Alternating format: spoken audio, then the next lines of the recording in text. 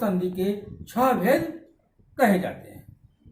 अब उसमें 6 भेदों में आप दीर्घ संधि, गुण संधि, वृद्धि संधि, यन संधि, अयादि संधि, पुरुरूप संधि, पररूप संधि और प्रकृति भाव को भी हम सम्मिलित करते हैं। तो दीर्घ संधि यानी दीर्घ वर्ण ओ और अ मिल के आ हो गया, अर्थात जो दो स्वर आपस में मिलकर के दीर्घ हो गए तो वह दीर्घ संधि कहलाता है। दीर्घ संधि के बारे में हम लोग अन्य उदाहरणों से समझेंगे। जैसे पहले हम दीर्घ संधि के जो परिभाषा है उसकी परिभाषा को हम लोग जानेंगे कि दीर्घ संधि कहते किसे हैं। तब हम लोग ध्यान देंगे कि यदि पूर्व पद का अंतिम वर्ण ओ, आ, हर्षी, दीर्घी, हर्षु, दीर्घु, ड़ी रहे तो तथा उसके उत्तर पद में उसका जो पहला वर्ण है उसी जाति का ही हो तो दोनों के स्थान पर उसी स्वर का दीर्घ हो जाता है। जैसे सूर्य जोर अस्तः, सूर्यास्तः, महा जोर आशय, महाशय, हिम जोर आलय, हिमालय, कदा जोर अपि, कदापि। तो इस तरह से हम ध्यान देंगे कि जब दो समान स्वर होंगे तो वो दोनों मिलकर के दीर्घ हो जाते हैं। जैसे हरि जोर इच्छा, हरिक्षा, रजनी जोर ईशः, रजनीशः, मुनि जोर ईशः, मुनीशः, शुचि जोर इंद्रः, शचीन्द्रः, भानु जोर उदयः, भानुदयः, भूजोर ऊर्ध्वम्, ऊर्ध्वम्, लघु जोर ऊर्मि, लघुर्मि, बधू जोर उक्ति, बधुक्ति। तो इस तरह से हम लोगों ने देखा कि किस तरह से जो स्वर वर्ण हैं वो आपस में मिलकर के दीर्घ बन जाते हैं। दूसरा हम लोग गुण संधि की चर्चा करेंगे।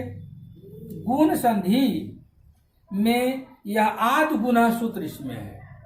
तो आद गुना सूत्र के अनुसार यदि पूर्व पद के अंत में अ आ हो तथा उत्तर पद के पहले अक्षर में हर्षवी, दीर्घी, हर्षु, दीर्घु, ड़ी और ली हो तो इन्हें क्रम से ए, ओ और अर हो जाता है। जैसे अ जोड़ ई, ये हो गया। उदाहरण के स्वरूप में गजेंद्र, गज जोड़ इंद्र, तो गज में गज जो पद है उसके अंत में अ लगा हुआ है और इंद्र का जो पहला वर्ण है वो ह्रस्वी है। तो अ और ई दोनों के मिलने से आकाश वर्ण आद गुना सूत्र के अनुसार यह गजेंद्र हो गया, अर्थात अ और ई ए हो गया। पुनः हम लोग ध्यान देंगे कि धन जोर ईशः, धनेशः। तो धनेशः कैसे हुआ? तो धन में धन का जो पद है उसके अंत में अ है और ईशः का जो प्रथम वर्ण है वो ई है। तो दोनों ही मिलकर के ये हो गए, अर्थात धन जोड़ ईशः, धनेशः। यह भी गुण संधि का एक उदाहरण है। अगले उदाहरण में हम लोग महेश्वर, तो महेश जो ईश्वर, तो महेश में जो उसका महेश का जो अंतिम वर्ण है वह अ है और इसका प्रथम वर्ण ई है। दोनों ही आद्य गुना सूत्र के अनुसार जो इसका संधि हुआ यह महेश्वरा हुआ। पुनः हम लोग अगला उदाहरण देखेंगे जिसमें भाग्योदय,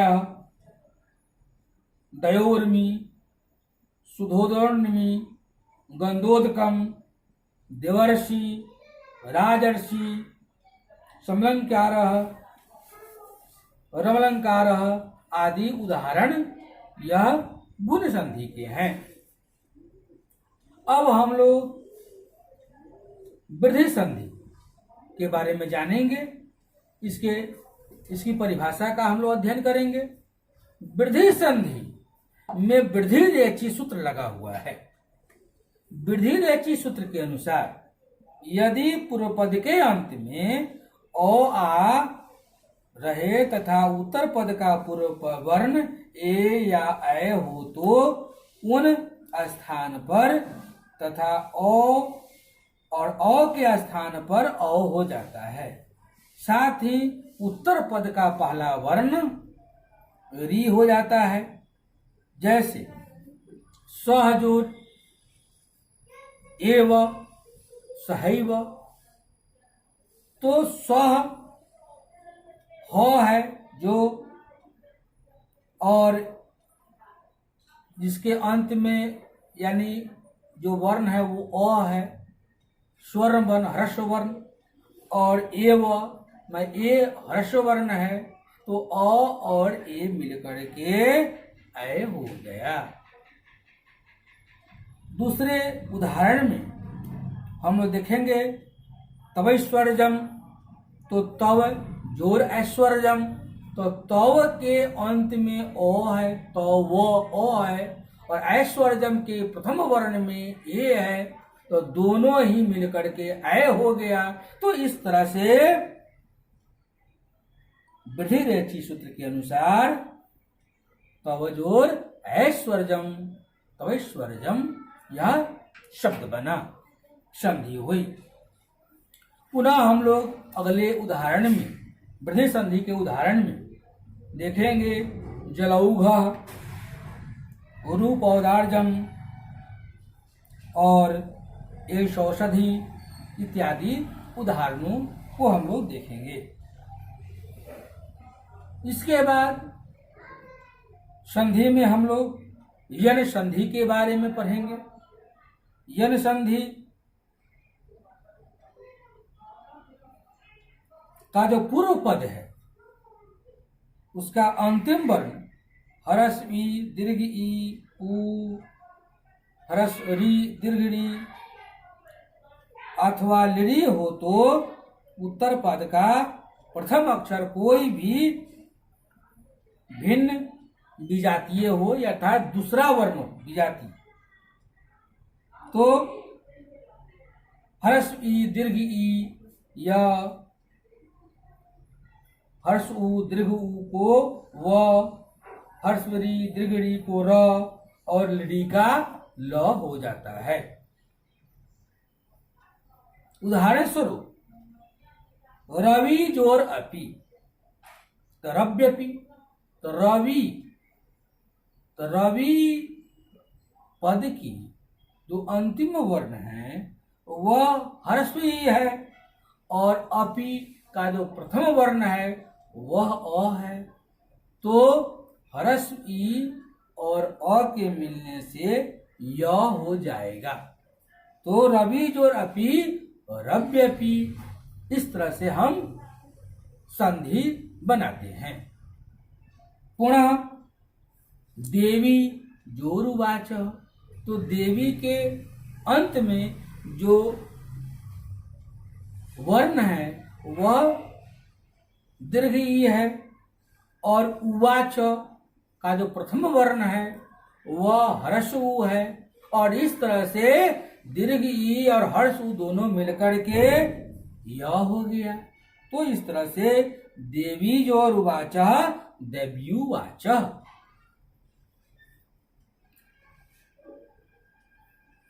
पुनः हम लोग लिरी जोर आकृति, तो लिरी जोर आकृति लाकृति क्यों हुआ, कैसे हुआ, तो लिरी में री है और आकृति का प्रथम आ है, तो री और आ के मिलने से ल हो गया, तो ला जोड़ आकृति लाकृति, ऐसा संधि होगा। पुनः हम लोग संधि प्रकरण में आगे बढ़ते हुए अयादि संधि के बारे में जानेंगे। एचो अवयावह अयादि संधि, जिसमें हम लोग ए ऐ ओ औ यदि पूर्व पद के अंत में हो तथा उत्तर पद का प्रथम अक्षर कोई भी स्वर हो तो ए को ऐ को आए और ओ को औ और औ को आओ में बदल जाता है। उदाहरण के लिए चे जोर अणम, तो चे में ए की मात्रा लगी हुई है और अनम का प्रथम वर्ण अ है, तो ए जोर अ हो जाएगा, तो चे जोर अनम चयनम, इस तरह से संधि बनेगा। पुनः हम लोग गायक, अगर इस शब्द को अगर हम लोग विच्छेद करते हैं तो गय गायक में तो गय जोर अकह, तो गय में अय लगा हुआ है और अकह में अ है, तो अय और अ मिलकर के आओ हो जाएगा, तो आय हो जाने से गय जोर अकह गायक होगा। पुनः भवनम, भोजोरणम भवनम, भौजोर उकह भावुकः इत्यादि जो उदाहरण हैं वह अयादि संधि के हैं। और अयादि संधि के बाद पुनः हम लोग संधि प्रकरण को आगे बढ़ाते हुए पूर्वरूप संधि के बारे में जानेंगे।